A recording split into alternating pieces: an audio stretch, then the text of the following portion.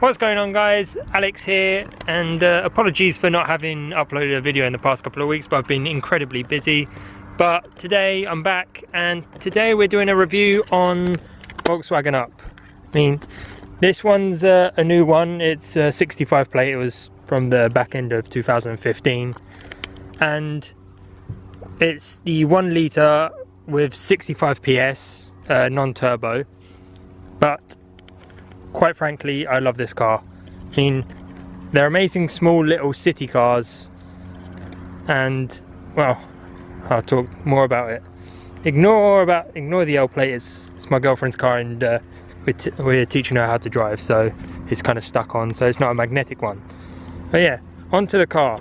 So it's a 65 PS model, so it's not the quickest thing in the world, but it is amazing for, well, you would use it for driving around the cities and towns. It's amazing. It's nimble, it's small, it's agile. It's quite literally everything you could want from a small city car. I mean, it's a bit loud when you go on motorways, because obviously there's it's quite big and empty inside. There's no soundproofing as such and all that stuff, so you do get quite a bit of wind noise and all that, but that's just normal with one of these cars.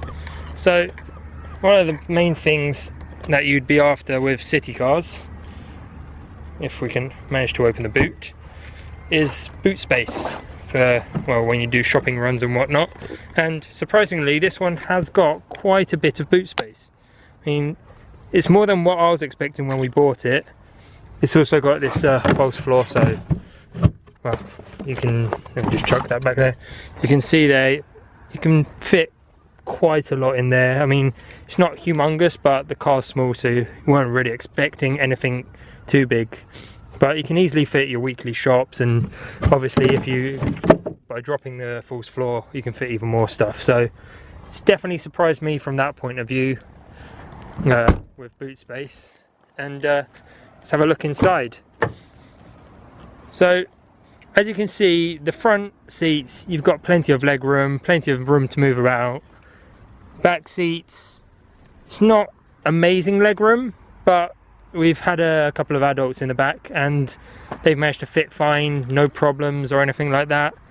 Managed to do quite a long journey as well, and they didn't cramp up or anything, so it's definitely good. So as you can see here, all the center dashboard is painted in sort of a metallic gloss black, which I really like. When we first bought the car and first got in it to drive it back home, kind of sat in it and I was like, it doesn't really feel like a cheap car. I mean, these start around 6.5, 7 grand, I believe. This model here was 8, and it comes with, well, sat nav, DAB radio, all those sorts of bells and whistles. But we got in there expecting it to be plasticky and sort of feel cheap, but they've done it really well. It doesn't feel like you're sort of in a cheap car as such. So VW have done an amazing job on that behalf. As you sat there, everything feels quality, it looks the part, and yeah, they've done a really good job, so I really like that. So let's have a sit down in the car. One of the things that I like that came with the car, if it loads up, is this little screen. So this is the sat nav area where you can, well, do a sat nav, control the radio, all that sort of stuff. And it's a detachable one. It plugs in back there. This is all completely removable, and when you don't have anything there, you've got a blanking plate, so it looks all nice and flat and clean. But here, this is what I like to have up most of the time.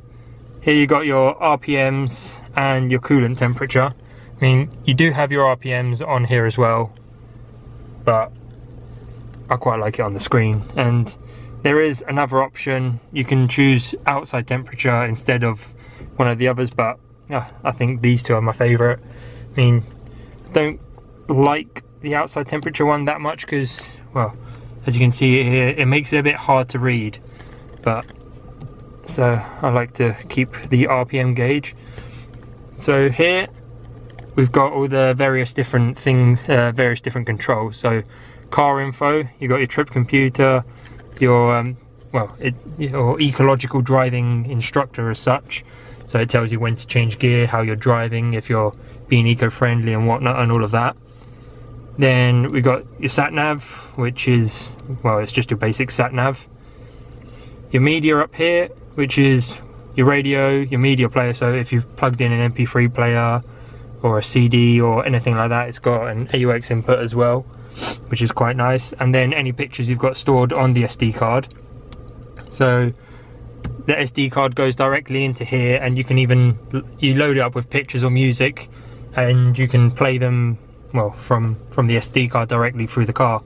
And then the last one is Bluetooth for the phone, which which I haven't set up with my phone because I don't really need it.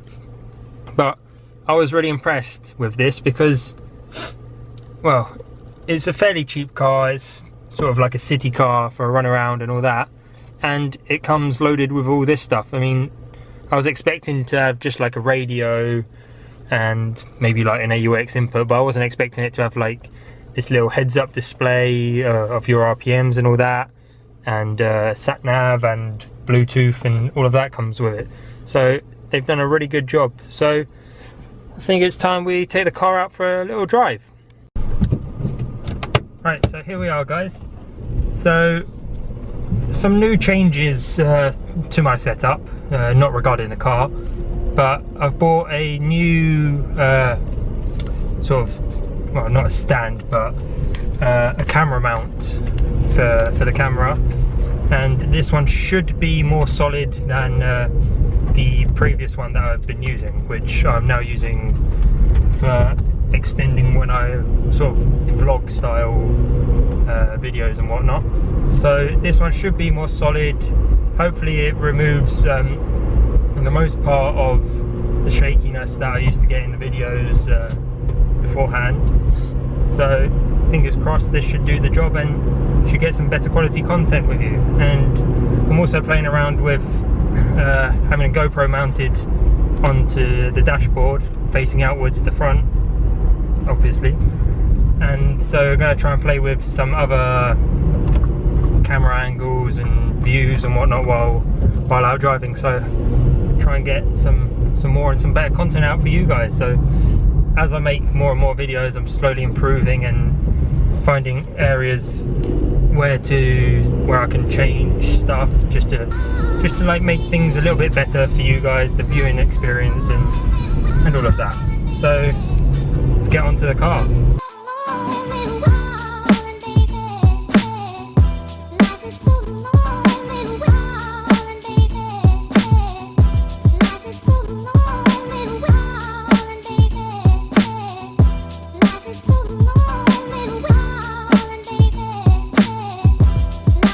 So as I said, car's not exactly the quickest thing in the world, but I wasn't really expecting that much from a 1 litre 3-cylinder engine pushing out 65 PS.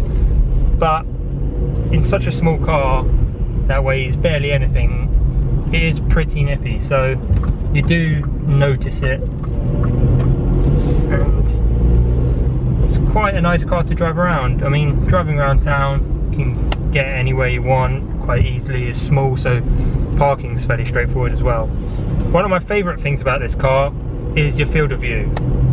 I mean, the B pillar for the car, I don't think you can see it in the video, but it's all the way back here.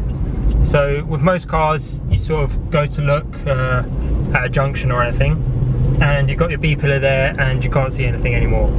But this one, I've got a massive field of view that just goes all the way back here. So for junctions, for joining motorways, just pretty much everything with your daily driving, you can just see everything, and VW have done an amazing job with that. I mean, especially with the Up model, it's just such a nice car to drive. Now, I know they're bringing out a 1 litre turbo version of the Up. I'm not too sure about how much horsepower it has, but if Ford Fiesta's anything to go from it, It's about 120 brake, their 1 litre EcoBoost engine, so possibly somewhere in the region between 90 and 100 horsepower, I'd imagine, out of VW's one, possibly even more.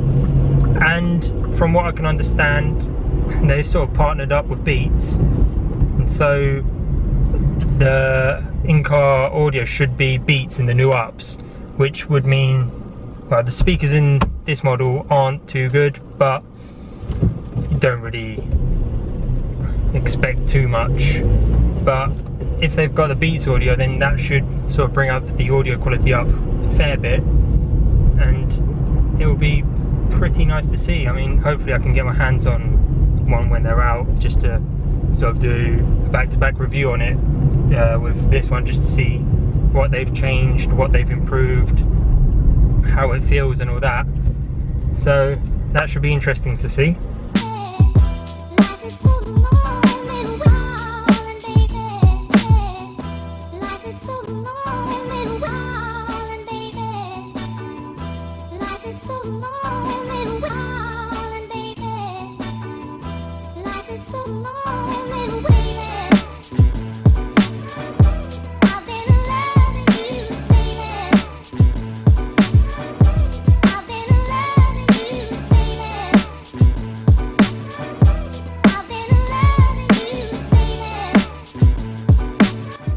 So yeah, if you're looking for sort of just a daily driver, just to get you around town, get you to work, if you don't have that many motorway miles to do, but it's just like mainly city driving to get to work and all that sort of stuff, I would definitely recommend the Up. They're lovely cars. I mean, as I've said, the interior is really well finished. It doesn't feel like you're in sort of a cheaper car. I mean, VW, they know what they're doing when it comes to cars. I mean, I love pretty much all of the VW range, like from the looks outside to what they've done on the interiors. They definitely put effort into everything.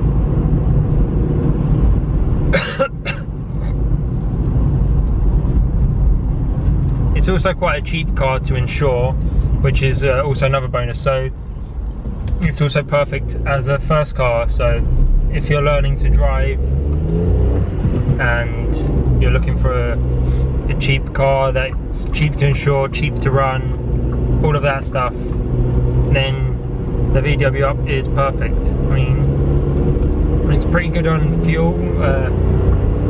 Haven't quite driven it enough to get an accurate MPG reading, but we filled up the car a couple of weeks ago and still got a quarter of a tank left, so that just goes to show it gets driven around almost every day, just from home to the shops to work, all that stuff. So it's definitely pretty good on the fuel. Forgot what words I was looking for there for a sec. So my final thoughts on the car: definitely 10 out of 10, would recommend it. I mean, it's not perfect. I mean, there are the odd little things that I don't like, such as it not having electric mirrors. So you got the manual mirrors either side. It's not, well, as I said, it's quite loud when you're on the motorway because there's like no sound deadening or any of that stuff that you usually get in the bigger cars, heavier cars. But it's definitely a nice car to drive. It's so easy to drive. I mean, the clutch, it just comes off nice and easily. It's definitely one of the easier cars that I've driven. Brakes, they're not amazing, but it's only a small car, so they're perfect for the car.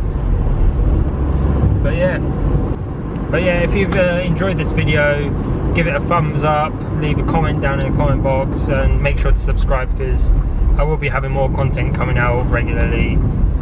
I've got a couple of things coming up. I mean, at the beginning of May, me and a few friends were doing sort of a coastal cruise down Kent, and so I'm going to be recording all of that. There should be quite a few of us, and it will definitely be fun. And we've got well, the Rico Rally is coming up in June, and that's definitely going to be quite a big bit of content. I'm going to be doing daily uploads as long as I can find internet in every hotel, but most of them do nowadays, so that should be fine. So yeah, I'll be uploading every day. That's towards the end of June though, so I definitely have more content before then. And yeah, so make sure you subscribe and leave a comment down in the comments if you've got any suggestions with any sort of cars you want to see, and I'll see what I can sort out. And yeah, thanks for watching guys, see ya.